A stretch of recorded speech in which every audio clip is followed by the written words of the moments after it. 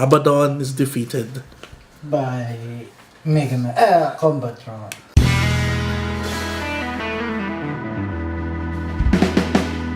Hello and welcome to the Red Zone's Game Nights. On this episode, we play Combatron, the card game. Combatron, the card game, is a mini game for 2 players. You take the role of a intergalactic warrior from the pages of Combatron, a Filipino comic that was first published in 1990. This mini game involves only a mini deck of 8 cards, 5 combat cards, 2 action cards, and a ultimate attack. So in Combatron, you play one of these cybernetic warriors vying for intergalactic supremacy. For the first few games, you'd want to use Combatron and his rival Abaddon. So bring out the character. If you look at the back, you'll see that there are handy-dandy parts where it says Combat Zone to the top, and then Damage Zone and Cooldown Zone to both sides. Why is it at the back? Seems counterintuitive that they have it at the back. Oh, but you're gonna put text on the beautiful art. There's also a drafting mechanic here, but we're not really gonna go into that. But it essentially allows players who have played enough games to try and mix and match the different actions that they have, or assists that they have. So you take your deck and you shuffle them. Everything? Yep, everything. You shuffle them. 5 attacks. 1 special ultra attack or ultra assist, and 2 assist cards.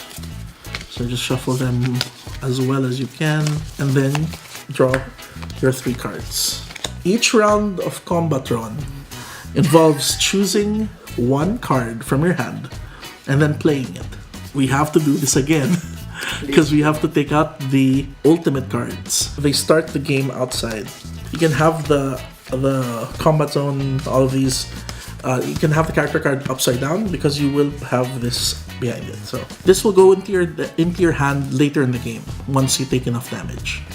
Each round you choose 1 card from your hand, then place it face down in front of you. What do you want to choose? Choose the one that has a number, any one of them. Okay. So it's face down, so we don't know what each one has. And then we simultaneously reveal them. So now we have the value of the card. These are attacks. So the ones with a fist are attacks. It also says their basic attack. So you compare number. Well, first of all, you look at the effects and you resolve the effects, and then you look at the values. So here you lose the effects resolved first. So this one ignores the effect of opposing cards, and this one wins on ties. So since this one resolves, it blanks out the card. So that now blank. So 4 against 4, it would be tied. Now, if this card did not have the ability of blanking out the other attack's ability, this would win. But since it's tied, they both go to the to the cooldown zone. Cooldown zone, sorry. And then we draw back up to 3 cards. And then play progresses. Let's play another card. I'll play something else. I'll play this one.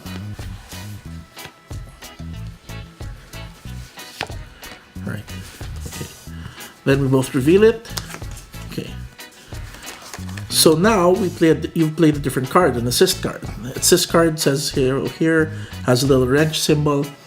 What this is if it's a wrench card, it disregards an attack, so it's kind of like a defensive card. And then you resolve the effect of the card. It says here +1 power to your fight or to your attack or ultimate attack next duel. So the next duel you'll get a bonus, so you get a +1. So we go now to cooldown. So during cooldown we get the cards that were discarded from the previous duel. We add them to our hand. Start with that or start with this one first. You put it to your hand. Then the cards that we were used in the combat and that were discarded go to the cooldown zone. And then if we still have cards in our reserve, our draw deck, we draw a card. And then a new round begins. What's important now is you now have a restriction to what you can play. Since you played an assist the last turn, you cannot play another assist. So you're limited to an attack this turn because you already played an assist. So you can play this, and then we can reveal it. So my card resolves. Exchange a card in your hand with a card in your damage zone, but I don't have any card in my damage zone, so it doesn't do anything. But at least I don't fight you. You don't hurt me. Nothing happens. So I was able to successfully defend against your attack. So once again, we go to cooldown. We get the card that was in our cooldown zone. Put it in your hand. This card that we played goes to the cooldown, and then we draw a card. So now I can't play an assist card. Next thing we do is I play this card. And then we resolve. Play that. Okay, so mine doesn't do anything. What does yours do? It's for the next turn. If you win, The next turn is additional damage. Oh, okay. Alright. So once again, cooldown. This goes to our hand. This goes to the discard pile. Cooldown pile, then we draw a card. Alright, so. When do you get to use the thing?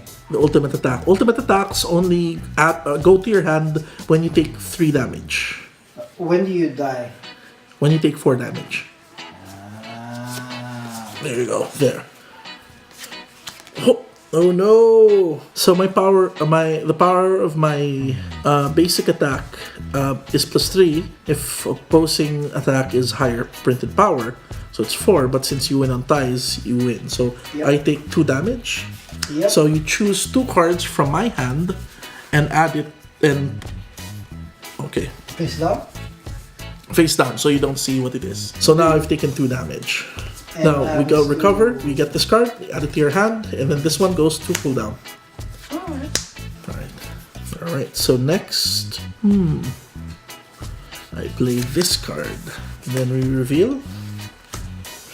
Ignore the effects of an opposing assist. So, no damage dealt if opponent's card is an assist card. So, no damage is dealt, but I ignore the effect of the assist. But it prevents you from playing an assist next turn. So, you know. So, I get this, and this one goes here. Let's do this. Yeah. Alright, so reveal. So, I exchange a card in my hand with a card in my damage When zone. were you supposed to draw the last card? I drew already my last guy. You should have drawn it last turn. Okay, so no more cards in our reserve.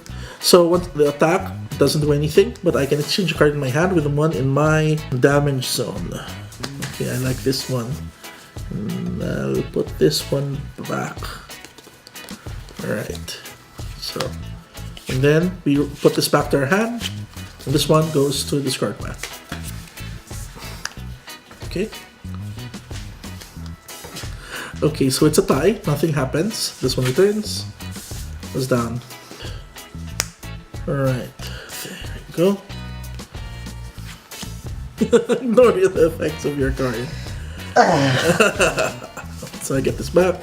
Right. Now my master plan. Alright. Okay, so reveal. Steal. Oh no! So, opponent discards 1 card and hand it random for to their combat zone.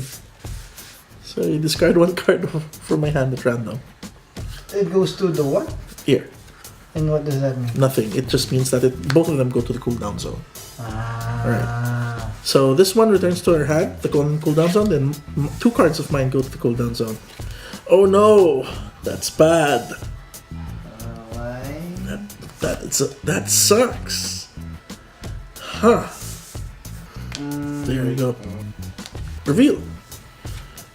Mega slice and okay. So we go back. You're seeing that there's sometimes a repetitive nature to our fights. Sometimes. Well, it happens when it kind of like in the comic books. You just see the fights happening again and again. But it's really about. Okay, this one is interesting. What do I do? I will do this. So you take damage. So I get this one. This goes here. I hope that's the action card. And then we get this card from our cooldown. Then this goes to cooldown. Come taste the fury. Feel the might of Abaddon. Alright. Abaddon! Mega Slice. So take another damage from your hand. This one. Then return the cards from our cooldown, and this goes to cooldown. Alright, so we're both at 2 damage each. You reveal?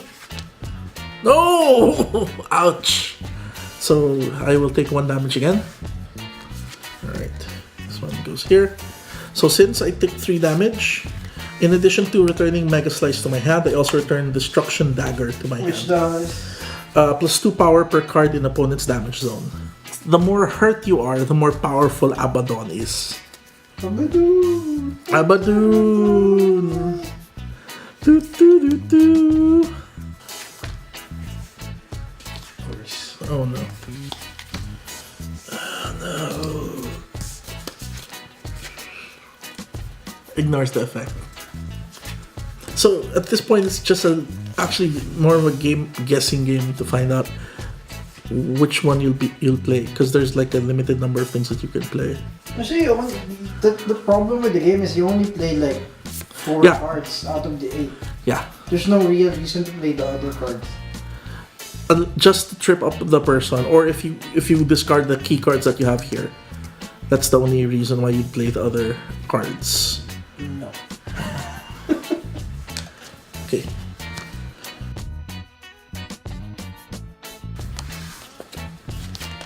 Oh no, I'm dead. I really was hoping that you'd play the assist card, because that's sort of like the rut we were going through. But yeah, I think I should have played it safe and gone with Mega Slice. But since my attack is less than your attack, I take my final point of damage and I lose. So Abaddon is defeated. By Combatron.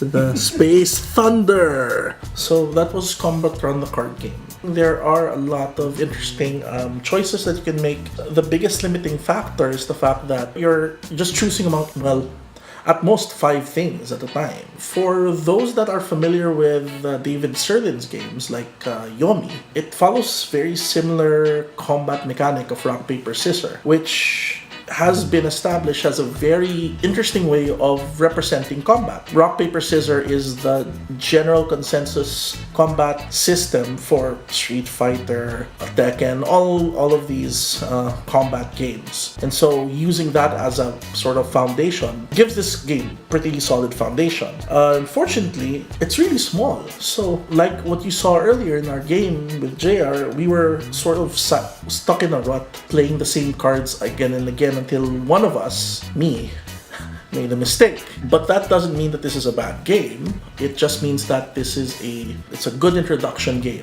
So if you want to graduate to more complex games, this is a good starting point. My biggest concern with the game is the basis for fighting games is a rock, paper, scissors dynamic. Yeah. But this one being that it's a number dynamic, and I actually expected that like there would be more incentive to play the 1s and the 2s. Well, But for the specific decks that we use, there is, but there's very little. So like the 4, for example, which won there if it's a tie. yeah, Versus the 5. So why would you? There's like no reason to play the 4 because the 4 would win on a tie, but then a 5 is a 5. I mean, yeah, if you didn't have the 5, then yeah, you play the 4. But then if you didn't have the 5, that means you just played the 5, so you can just play an assist. yeah. So there's really like the number system doesn't give you enough reason to want to play the lower number cards unless they're really good. It might just be the character that we use. We didn't really. Yeah, we haven't looked in depth to Metallica and death metal. But yeah, for these ones at least. Yeah, it gives you a really basic intro to the game, which I want to reiterate. It wasn't bad. It still gave you choices. Now, the rock paper scissors thing is really more of attack versus. Actually, it's more of rock paper. There's no scissor because it's it's attack and action, and then both of them tie.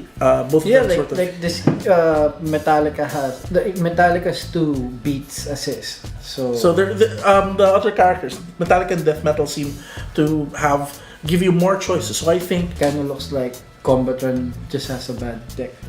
well, Combatron has a very basic deck, and you can't really fault a character for having a basic deck. In fact, some of his powers are pretty strong, comparatively, but yeah, it's not as sexy as Metallica's powers, I guess. How about Death Metal? How does No, Death that Metal? I don't.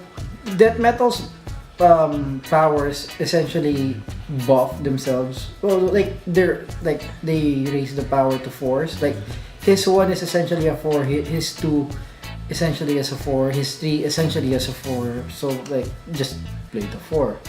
So Well, it gives you more force to play because you can only play 1/4 at a time. But then you play the 5. yeah. Or if not, then you play the assist. That's Yeah. where I'm going. With Yeah, it has a very rudimentary rock paper scissor system. As I said, it's like rock paper, but there's no scissor. So it's only attacks and actions. If there was one more, maybe it would have been. Yeah, actually, that was it's Yeah, right. So because there's no third thing to break that tie, that's why we're sort of stuck in the loop. But overall, this is a very good start. the good thing about that Uh-huh. is since this is going to be expandable, they can add that third thing. Yeah, they can. They can. Maybe in future sets, but Oh this is wait, the third thing is the ultimate. But the ultimate is an assist or an attack, so it's just a variety. hyper scissor and hyper Exactly. Hyper scissor, hyper scissor, and hyper rock. Yeah. So that was Combatron. It's still available, and I think it's still a good start for. It's really cheap. Yeah, I would classify it as a gateway game. Oh yeah. It is.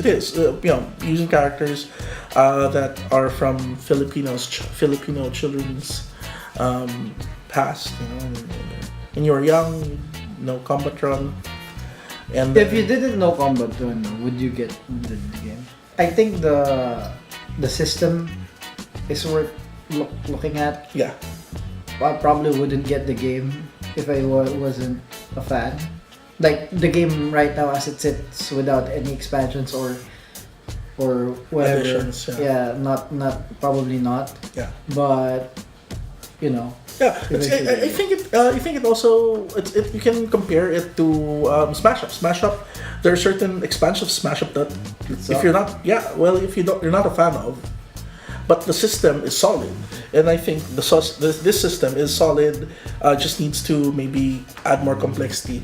But overall, there's also a draft. As I said before at the start of the video, there is a draft version of this where you draft the characters. And you also draft the assists, which adds a level of that complexity. actually makes sense. Yeah, so that adds another level of complexity to it and replayability. For the cost, it's like $10 $8. $8. This for $8 you get 4 decks. You can just keep playing them, and it's a good way to spend a few minutes. So hopefully we'll see more from these guys. Ludus and the makers of Combatron the card game. But anyway, that was Combatron the card game, and this has been Red Zone Game Nights. If you thought it was interesting or like it, leave your comments down below. Like, share, and subscribe to the Red Zone, and see you in the next Game Nights.